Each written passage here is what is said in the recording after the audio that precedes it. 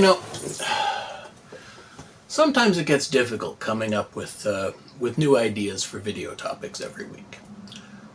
So, how about we swing back to a classic this time? Go back to our old ideas. World building. For several months there last year, I was walking through the process of creating a campaign setting. Cultures, history, geography, politics, languages, architecture, diet, resources. We got as far as finishing one nation with 18 cities, military postings, a working economy, and even a waste management system. How many worlds have that? Right up to their borders. We got right from the middle all the way up to the edges. So the whole place. We know what's there. I called it Texta. Teksta. But we never thought about what's outside of those borders. Now, in the lore, when I was explaining where the different groups of people that came there came from, we know what was directly to the north 5 years ago. We know what was directly to the west 25 years ago. But the only other word we have in any other direction is at least 600 years old. So what's out there now?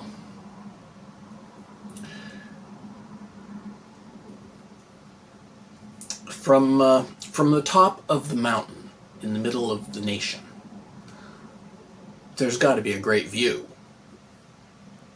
The border wall, as the crow flies, would be about 150 miles from the top of the mountain.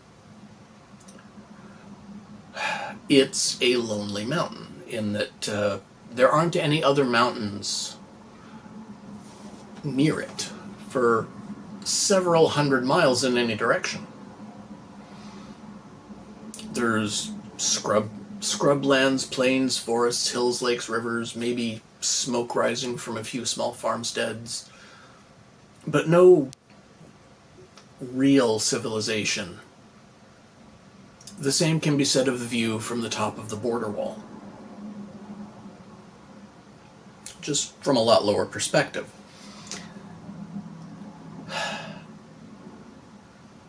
Effectively, it's unclaimed wilderness as far as the eye can see. We can assume there might be ruins just a little bit to the east from the large farming communities that were held by humans there about 600 years before. That would be pretty close to the walls, pretty close to the border, but there's nobody living there now. There were large farming communities, but there's no sign of civilization there currently. The first settlers in Texta, 1700 years before, they came from the south. And they crossed, scroll this up a little bit.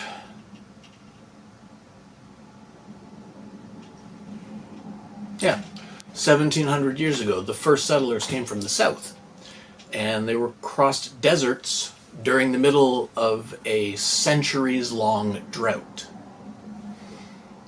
If we look in that direction now, it's swamps and bogs. So a lot can change in that much time. So how do we determine what's actually out there now? Maybe it's time to send out some explorers. Well, let's start with due north, and we'll go clockwise from there, week to week. Go through all 8 gates in the old wall. You need a small party, like any good adventure. 4 to 6 people. Well provisioned, defensively armed, prepared for the unknown, But given the knowledge of what was out there 5 years ago,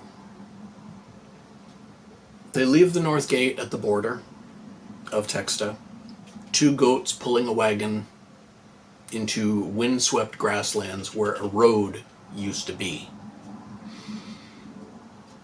centuries before. In the distance, on the horizon, they can see mountains. When the last refugees came from the north, they spoke of lands dominated by a hobgoblin legion. Small towns and cities at the base of those far-off mountains. They spoke of humans and dwarves with a smattering of gnomes and a few other races. The economy there is said to be based around mining towards the mountains and farming further south. Further into the mountains, where the snow never melts, they are told of frost elf tribes, each settlement of a few dozen laying claim to a single mountain and its resources. According to the sole frost elf to reach Texta, these are known as their southern tribes. And they become more numerous and more territorial the further north one goes, beyond the mountains. Frost elf cities, or their population centers as it were, even further north, are told to be on ice floes and small Arctic islands. But before all of that, our party has to cross a few hundred miles of plains, hills, forests, and reach those first small towns and cities. Their mission is to discover and report back on what's out there, to introduce the surrounding nations to Texta's existence and determine what trade might be possible depending on what commodities are available in foreign lands and what needs they have that Texta might be able to provide for. Scrolling.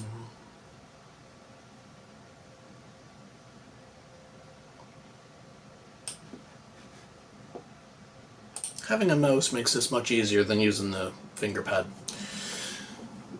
They are tasked to travel north for 6 months, then return and report.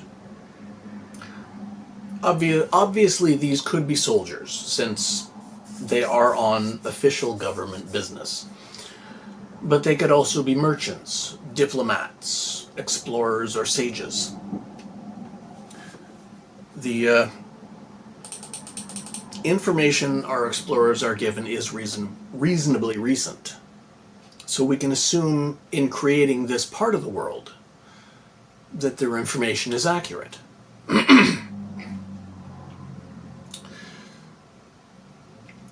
We can also assume that the refugees who arrived in Texta were actively opposed to the hobgoblins being in charge, since among their belongings were a few dozen iron shadow masks, meaning they killed at least that many of the hobgoblins' secret police.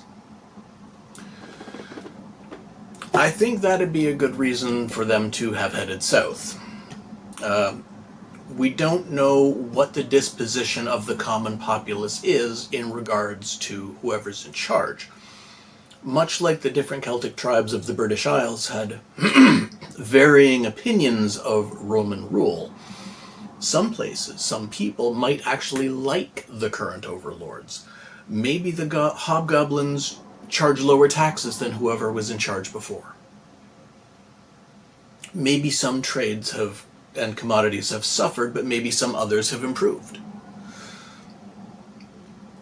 There's also always the chance that the peasantry, the lowest caste of laborers, have no opinion at all.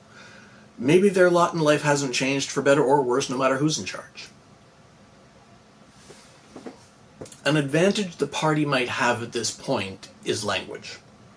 With hobgoblins running things, Goblin would be an official language. And most people would at least have some ability to speak or understand it. It's also one of the two most common languages in Texta.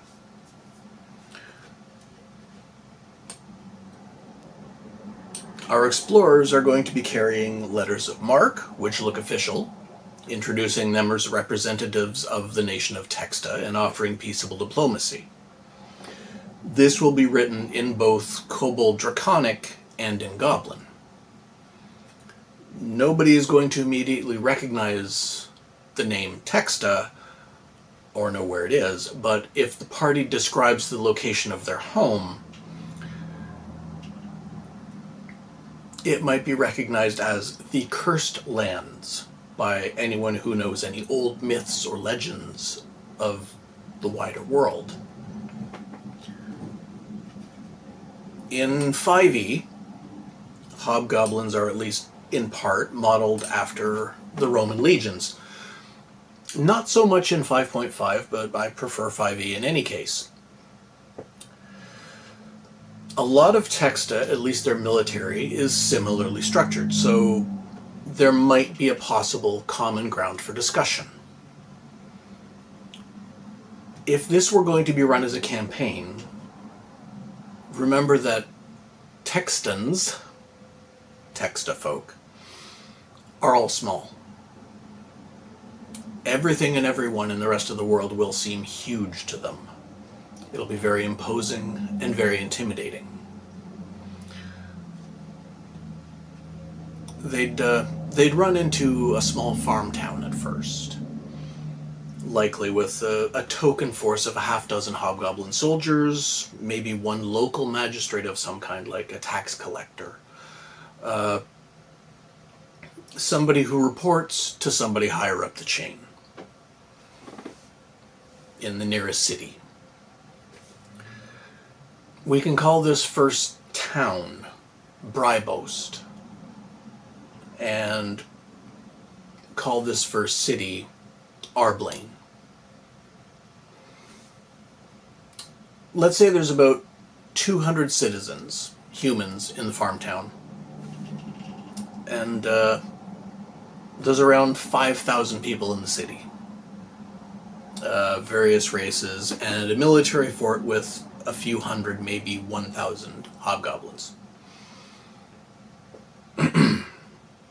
These will be much easier to create and map than Texta was, since there's so much more lore already canon for humans and hobgoblins. Really, any generic map could be used. Where'd my mouse go? There it is. After going through the city, finding what their economy's like, how their exchange rates work, what commodities are and aren't available, what they need, and what they have. They find fewer and fewer humans and more dwarves the closer they get to the mountains. Our party might find a tense but settled truce. So long as the hobgoblins leave the running of the mines to the dwarves and don't interfere, then the dwarves are willing to leave anything outside of the mines in the hands of the hobgoblins. The same arrangement they'd previously had with the humans. The dwarves mostly live in the shallows of the mine entrances, the first few hundred feet. They call their community Holm, Holm. As long as they're left alone, well, the quote would be, "Don't start none, won't be none." They're not particularly fond of visitors, but as long as nobody tries to actually enter the mines or their settlement without invite, then they'll remain peaceable. The arrangement with the hobgoblins currently, but whoever happens to run the cities and towns beyond Holm is just business. The outsiders deal with trade and exchange, taking a set percentage of profit. The dwarves keep the rest. They'll go down to the city markets occasionally to buy things the mines don't provide. Vegetables, cloth, cured meats, wood. Otherwise, they'll keep to themselves. The dwarves of Holm share much with the traditions of Texta, not just in mining, but in trade negotiations, being generally insular, and not trusting people and things that they don't have experience with. They particularly don't trust the frost elves who live atop their mountains. Not least simply because they're elves, but also because of how strange they are compared to other elves in the rest of the world.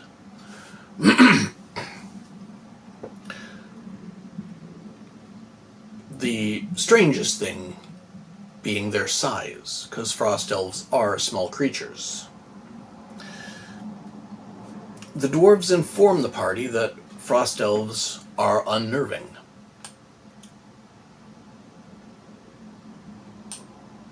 They are apparently immune to cold, but also their diet. The little blue things, as some dwarves might occasionally call them, are strictly carnivorous and will eat anything made of meat and all parts of the animal: skin, bones, hair, guts, from foxes and cougars to deer and goats, to ground squirrels and rabbits, even their own dead. Not only that, it's seldom they'll even bother to cook the meat. At least this is what the dwarves will attest. Whether this is first-hand knowledge or even true will have to be discovered upon meeting the frost elves. Something to keep in mind if you are running this as a campaign. The party could be comprised of any of the races present in Texta, not just the kobold and goblin majority. Not even limited to gnomes and halflings, but Vril, Lykenin, the kobold subspecies that we talked about in previous videos, like the Batrak and the Salters, Ravenkin, Grung, Gripply, Harengon, Owlin, Tazloy, any mixed race characters that you can come up with. With that thought, imagine the reactions they might have to the various situations and environments they might come across, and picture the reactions anyone else might have to them.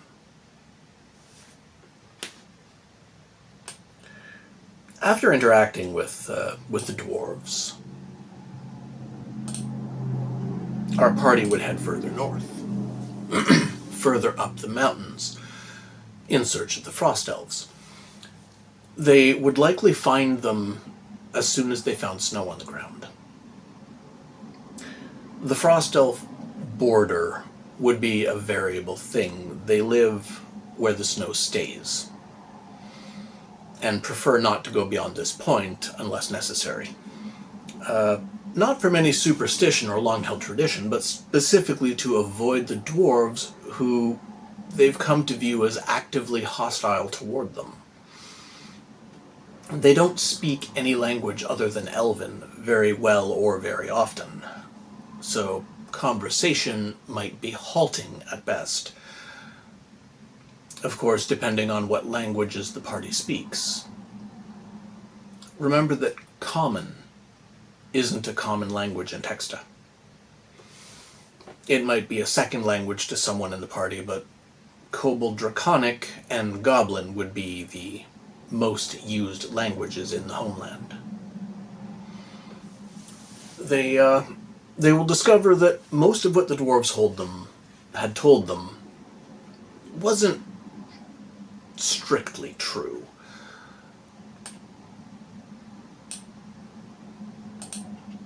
Or at least wasn't portrayed in an accurate way. They will eat raw meat on occasion, but it's cured meat. It's frozen. They will eat any animal available to them and are strictly carnivorous. They are not cannibalistic except in extreme circumstance. In starvation.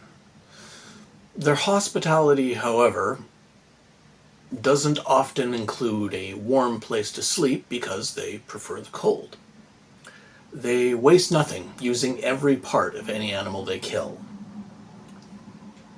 Bones become tools, skin becomes clothing, offal becomes bait for predators, etc. They practice sky burial with their dead, allowing animals and the weather to disperse and dispose of the body. Working in bone and in what little wood they have access to, they become expert carvers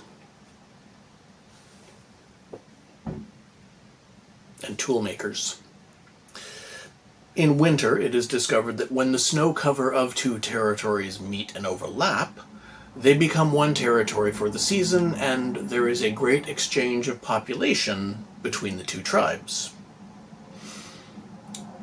Each tribal territory is ruled by the eldest frost elf present, and some elders, it is found, are over 700 years old.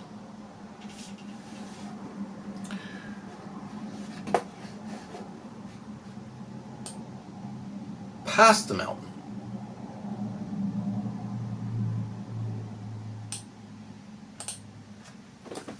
mountain, further north, there's a view of vast tundra, swirling fog, and occasional glimpses of open water and ice flows toward the horizon. This should mark the end of 6 months' travel for the party. So, with so many interactions along the way, and again, if it's a campaign, there could be any number of encounters with wild animals, bandits, small independent farmsteads, monsters, thieves inside the city, or misunderstanding with anyone the party speaks to. With that, we've mapped the first of 8 gates beyond the wall of Texta. Next, we'll do the northeast gate. Let's see, from your perspective, that'd be northeast. Yeah, right. This is going to be fun for me. I hope you enjoy it too. Let me know what you think. Do you have any suggestions or ideas for NPCs for this or any other part of the map? The more of us get our ideas put together, the better the whole thing might turn out in the end. So anyway, as always, like, share, comment, and subscribe, and I'll talk to you next time.